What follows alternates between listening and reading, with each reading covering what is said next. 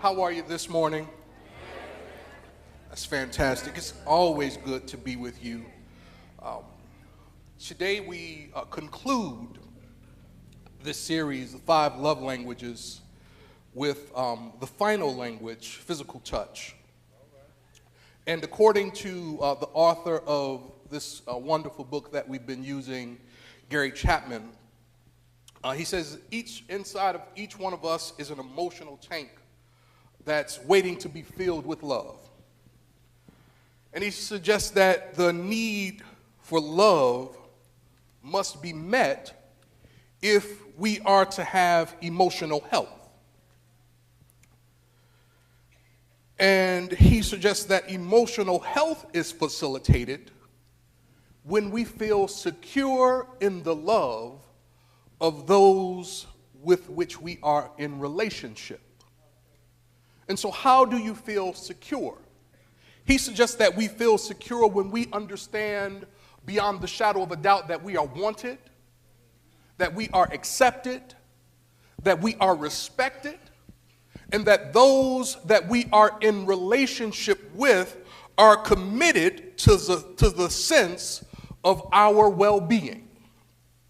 And so, as we've been talking about for the last few weeks, he says that there are 5 primary love languages by which all of us communicate in our relationships, irrespective of the kind of relationship it is.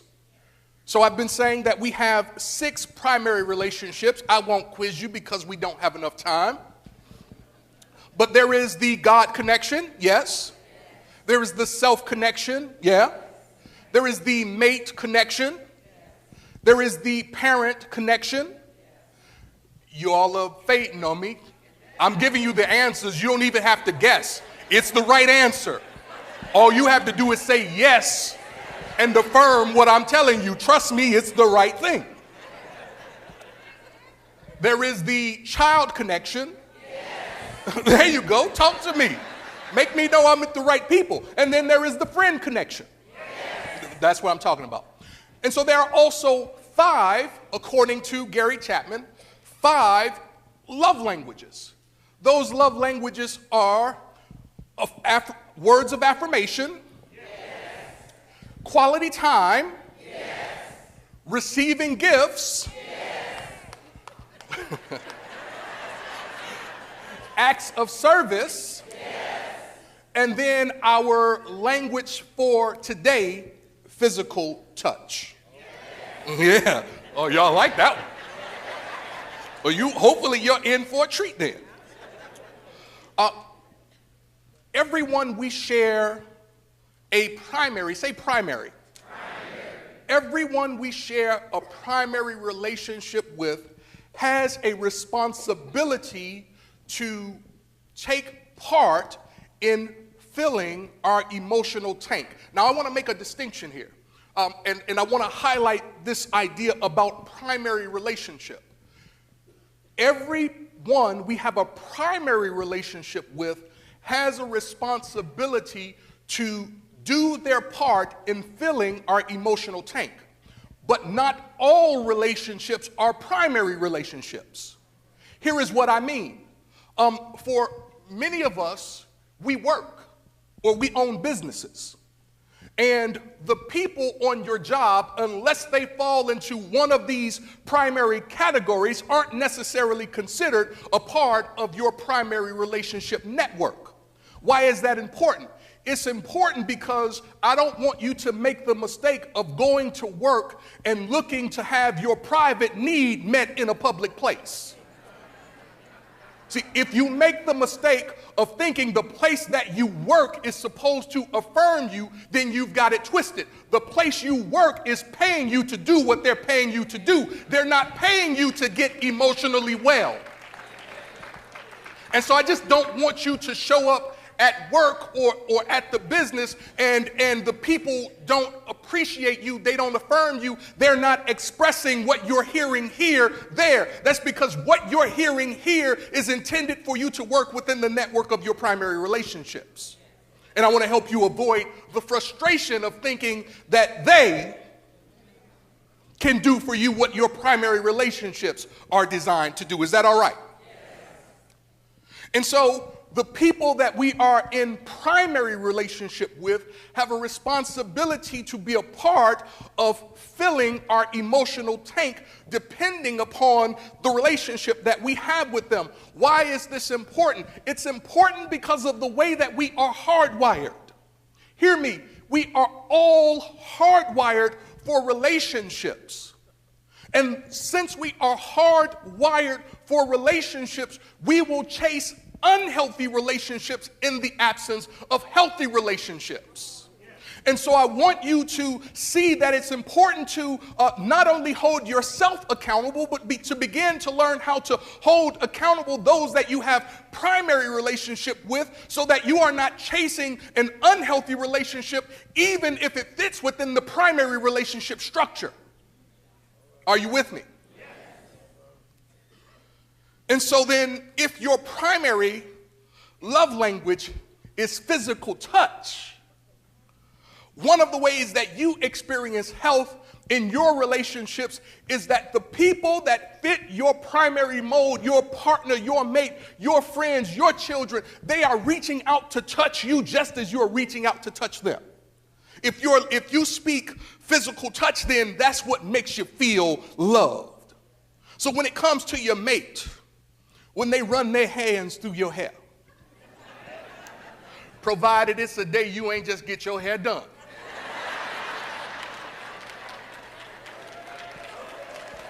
that can be a point of breakdown. And I want to make sure that when you come to church on Sunday, you don't have to be bandaged from trying to physical touch some woman's hair. Are you with me? Giving back rubs, holding hands, embracing, sexual intercourse. These are all things that speak to the need for physical touch. Don't get nervous when I say sexual intercourse. It's how you got here. Raise your hand if your name is Mary. Raise your hand if your father's name is Joseph. All right, I just want to make sure I'm talking to the right people. So if your primary love language is physical touch, then touch is important to you. Touch is important to you.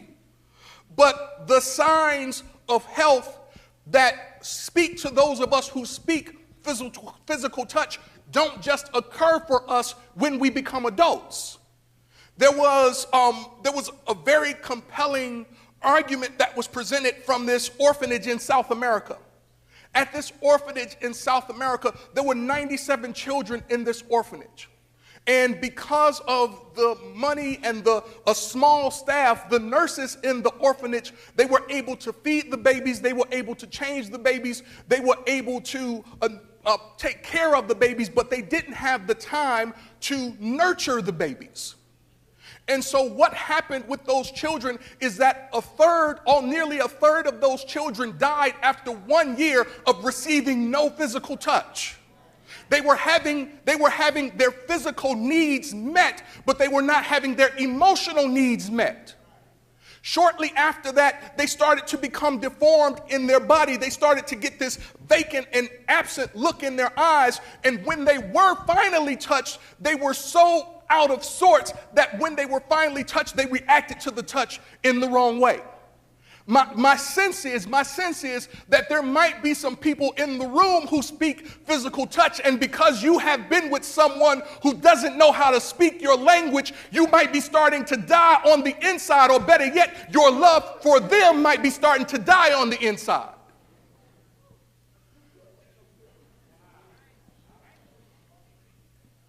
So touch is critical in the growth of children. It's critical in their development. It's critical in their health. But touch is also critical for the physical and mental well-being of adults. If physical touch is your primary love language, if it's the primary love language of your mate, then physical touch can make or break your relationship. See, touch communicates love, but touch can also communicate hate. To the person whose primary language is physical touch, the message of touch will speak louder than your confessions of love. And so the romantic poet John Keats says that a touch has a memory. So if you neglect to touch someone whose love language is physical touch, it is likely that they are processing your lack of touch as rejection. And the physical toucher will withdraw in order to stop feeling the pain and the sting of rejection just because you might not know how important touch is to them. Are you still with me? So touch then becomes a very powerful communicator for acceptance and security. I'm always fascinated by how people respond in moments of crisis. In moments of crisis, one of the things that we all do very organically is we reach out for one another in a hug. You ever notice how in the moment of a crisis, a hug can make you feel like you are loved? A hug can make you feel like everything is okay. It doesn't matter. It almost doesn't matter who hugs you, just so long as you get the acceptance and the understanding that comes from someone wrapping their arms around you and saying, I know, baby, it's going to be okay. And so this all happens for each of us very naturally. And I'm also suggesting that you not wait until things go bad before you hug someone who needs it. Holding hands, kissing, embracing, Netflixing and chilling are all ways to communicate love to your significant other. Y'all finally catching on, right? You finally got it. Like I went and Googled that, Rev. It was in the Urban Dictionary. When I read it, I didn't understand, but now I understand. When we make these gestures, the emotional tank of our partner, our mate, our significant other is filled. And when we neglect to do it, they feel unloved and they also feel used. And feeling used and unloved is emotionally unhealthy, and it makes us feel like our hearts are homeless. I don't know about you, but if you've ever been in a relationship where it didn't seem like there was a home for your heart, that relationship is a hard relationship to be a part of. So then touch is one of the more nuanced and sophisticated and precise ways that we communicate emotion. See, and hear me now, hear me. When you touch someone, understand that we have the natural, innate ability to decipher what that touch means. So don't think that there, move on out the way so I can move to the next thing kind of touch is sufficient for someone whose love language is physical touch. Because they know that there is no thought or love or want or expectance or acceptance in a touch that says, hurry up and move out of my way. Are you with me? So in appropriate relationships, say appropriate relationships, the love touch can take many forms in appropriate relationships. We all have touch receptors. And these touch, when we are touched, the touch sends the signal to our souls. But please don't take that to mean that all touches are created equal. If you recall the story from the Gospel of Matthew, where there is this woman who is having this issue. And as she is having this issue, she says to herself, if I can only touch. Watch this. Now, I don't want you to miss this. Because she could have said to herself, if I can only pray. She could have said to herself, if I can only affirm. She could have reasoned to herself and say, if I can only remember. She could have thought to herself and remembered the lessons that she had, if I can only grab the statement of truth. But that's not what she said. She said, if I can only touch, then I will be made better. But watch this. The touch didn't only impact her. Am I right about it? according to the Gospel of Matthew, the touch was also experienced by Jesus, who must have had all kinds of people around him trying to touch him. And so the power of your touch not only sends a signal to you, but it's sending a signal to the person that you're touching. So don't erode your relationship by mindlessly touching people who have the innate ability to know what the heck that touch means. Physical touch is nothing to play with. Or physical touch can be something to play with.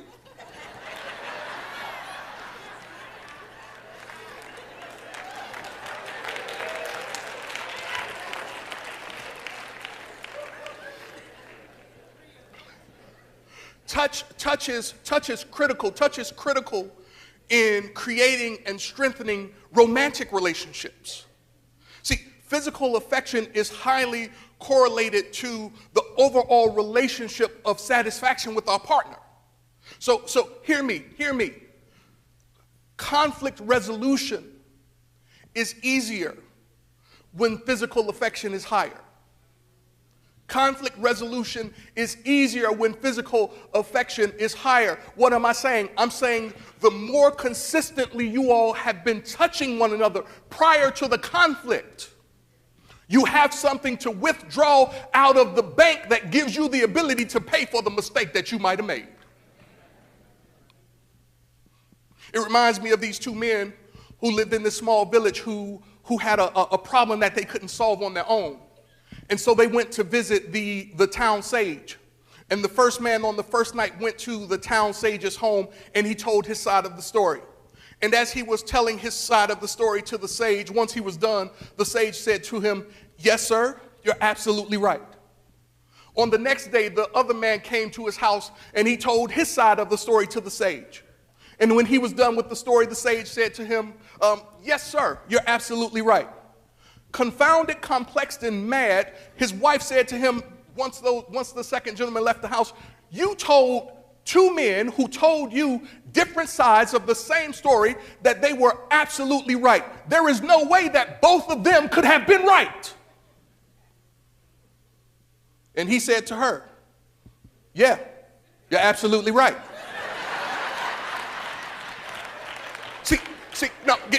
Get my point. Any tool or technique that helps you consistently and easily solve the conflict is a tool that's worth using. Are you with me? So if physical touch helps your marriage or your relationship or your friendship stay healthy, if touch is what is needed, then feel free to touch in ways that are appropriate to the relationship that you're in. Are you with me? If your significant other's primary love language is physical touch, don't insist on touching him or her in the way that you want to. Remember, touch is always communicating something.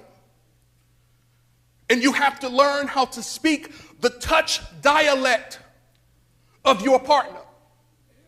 All touches are not created equal. And your spouse may find some touches uncomfortable and irritating. Now, here is the rub. As men, we are conditioned to grab. I'm trying not to use my hands.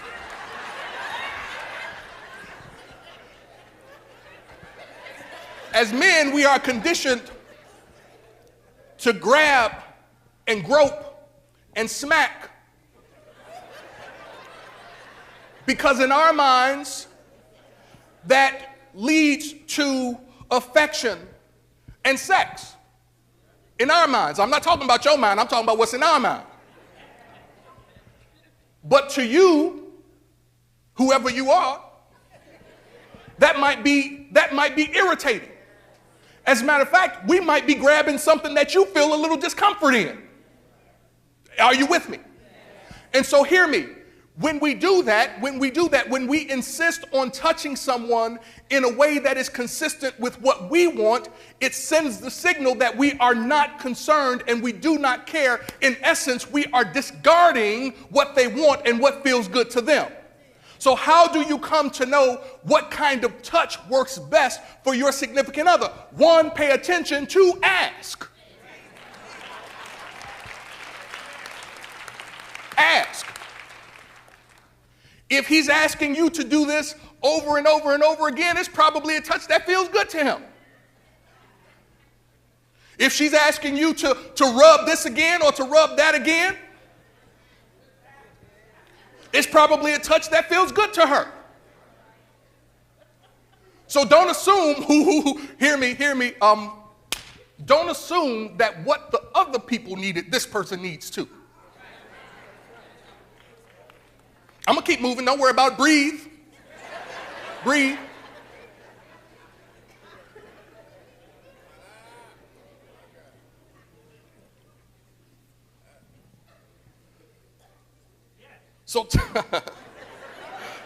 So touch has a powerful romantic value, and its different usage can generate a number of emotional attitudes in the person that you love.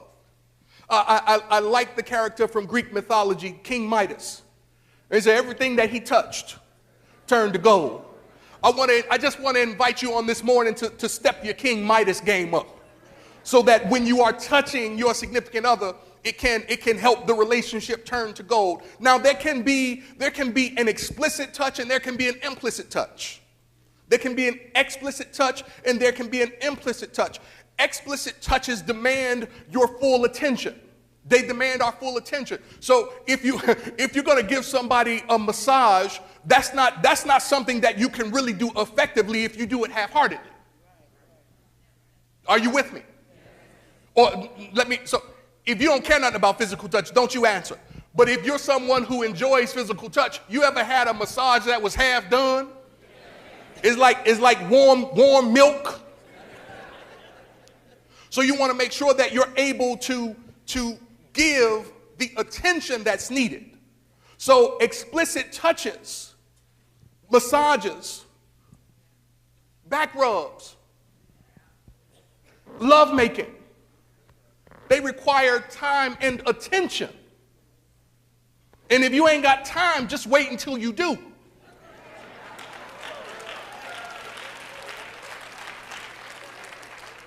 Implicit touches may only require a little bit of time, but they give you the opportunity to get the most out of the time. So if you're coming out of the mall or you're coming out of the store or you're watching TV together, it doesn't take a lot to put your hand on your significant other's hand as you pour his or her cup of coffee. If their love language is physical touch, they will be impacted and impressed by your touch. Are you with me? So once we discover that physical touch is the primary love language of our significant other, we're only limited at that point by our imagination. We're only limited by our imagination. So then the touch can help the relationship go over the moon. Are you with me? Because we are psychosomatic beings, right? There is a mind-body relationship for each and every one of us. So then to touch my body is to touch me. I want to say that again. I want to say that again. To touch my body is to touch me. To touch my body is to touch my soul. Are you with me? To touch my body is to touch my soul. And so if physical touch is your love language, you might have to be mindful about giving a touch away, because you might not only be in pursuit of a touch of the body, you might also be in pursuit of a touch that heals and resonates with your soul. But sometimes you don't know that the touch was not what you bargained for until after the touch is over. Are you with me? I'm trying to say something to you without saying it to you.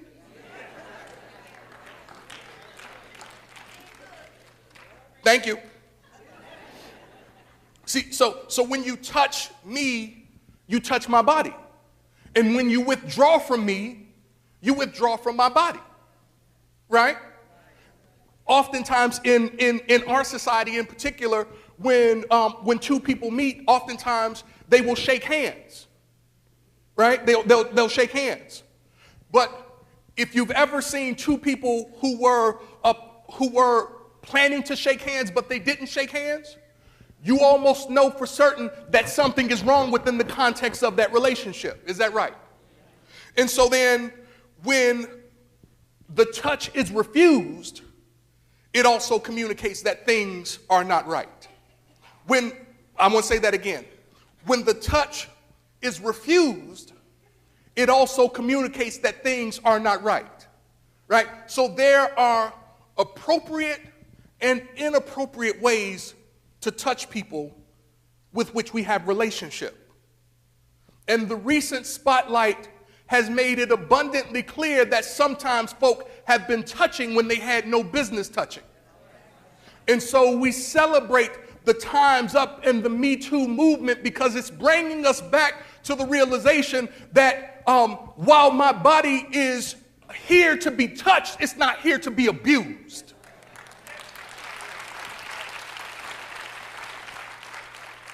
And so we should never take liberty with somebody's body without their full, total, and complete consent. Listen, hear me, hear me, hear me. I don't care how beautiful she is as she walks by you on the street. You might be captivated. You might be so captivated that you're ready to leave everything right here and right now. And I'm suggesting to you that it's not appropriate to grab her by the arm and say anything to her other than, hey, honey, you look beautiful. Have a beautiful day. But don't touch people who haven't given you the responsibility to put your hands on them.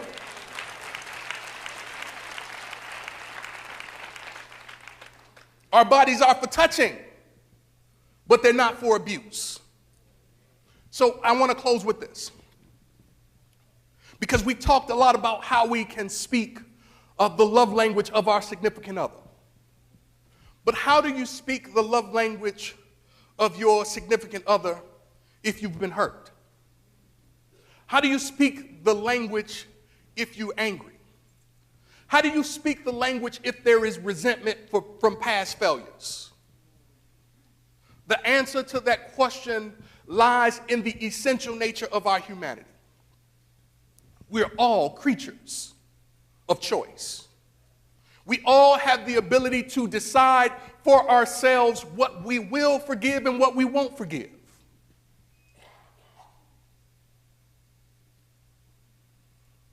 So that means we have the capacity to make poor choices, as we've all done.